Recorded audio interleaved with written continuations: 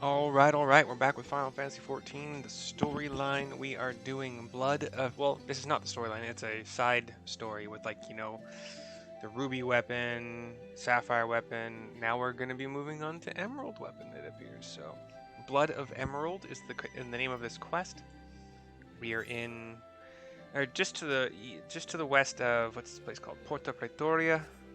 Just to the east. Did I say west? Just to the east of Porta Pretoria, down the stairs. And here we go. It's good to see you, Mercy, says a random resistance officer who's given us all these quests so far. I'm pleased to report that Master Garland and the others uncovered a fair bit of useful information at the Imperial facility in Turncliffe. In fact, he'd like you to rendezvous with Gaius in the town square, where he'll reveal what they found. Once you're ready to depart, your escort will lead you the way. My escort is to the north, that is where they are stationed. I will talk to them now. All set for the journey ahead. Yep.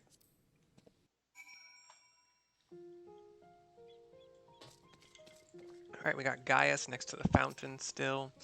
Now that you are here, perhaps Cid will finally deign to dispense his findings. Severa, inform him of Mercy's arrival. She nods. Cutscene.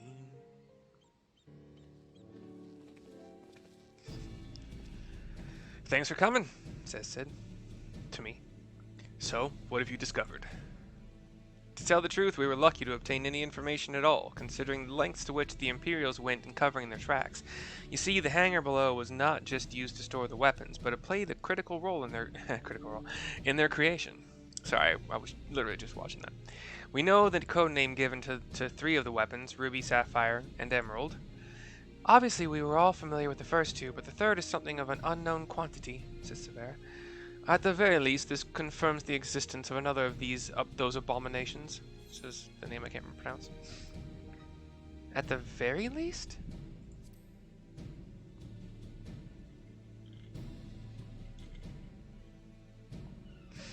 The problem lies in ascertaining its whereabouts. None of the locals have seen anything resembling a weapon being transported either by land or air. Which of course leaves only one option, the sea. According to what fragmented data we were able to recover, the Emerald weapon is equipped with aquatic capabilities, much like the Sapphire, meaning that its escape from Turncliffe would have gone undetected and could potentially be anywhere by now. But if Alphonse plans to have it absorb more primals, the logical choice would be Eorzea. I think my face is shocked, but I have a helmet on that covers most of it, so I don't know. And traveling by sea would allow him to circumvent the front line at Gimlet entirely. The Alliance must be alerted at once, says Severa. Hold your chocobo, Severa. It seems that the Emerald weapon was still incomplete when the 7th Legion withdrew from Turncliffe. It's far more likely that it was transported to another facility in order to add the finishing touches. If your supposition is correct, that would narrow our search to but two possible locations, Castrum Marinum in the Rotano Sea and Castrum Occidens in eastern Lanoscia, both of which are known to harbor remnants of the 14th Legion, your former subordinates, Gaius. I'm going to call him Val. Is that his name? Be that as it may, our objective is unchanged. I'm going to call him Val. Valdealun, you and Severa will make your way to Castrum Occidens, while Mercy and I head for Castrum Marinum. Should we locate the Emerald weapon, we will give the signal to dispatch the G-Warrior and eliminate it before it can be activated. Sorry to disappoint you, but we're still repairing the damage it sustained during the encounter with the Sapphire weapon. Sorry about that, failing 3 times. While Allegan machinery has its uses, it's a bugger to find replacement parts in a pinch. We've actually been working to expand its already impressive arsenal, but the G-Warrior itself is in no fit state for combat. While I'm aware this is far from adequate replacement, I can provide an ironworks submersible to help Mercy and Gaius reach Castrum Marinum. I'll have one sent ahead to Vesper Bay. He waves to me, and then he's back to his ship, or whatever. A submersible, eh? I don't much like the sound of that. Perhaps Severa and I should count ourselves fortunate that our destination can be approached by land. I pray you have a safe journey. Watch yourself out there, Mercy, says Val. I'm just calling him Val, I don't give a fuck. Valde? Valdeolin? It is time we were departed. Let us make our way to Vesper Bay. Making the way to the bay of Vesper. It should be some fun now. Do I still have a Vesper Bay ticket? I do. Wait. Oh, I can just talk to this guy? Oh, geez. Gaius just took me here. Cool. Alright. Ironworks pilot. Okay. As per Master Garland's instructions, the submersible is ready when you are. But before you depart, I've received some scraps of intelligence regarding your opponent from my colleagues in Turncliffe. Apparently, it uses some sort of levitating, hand-like appendages.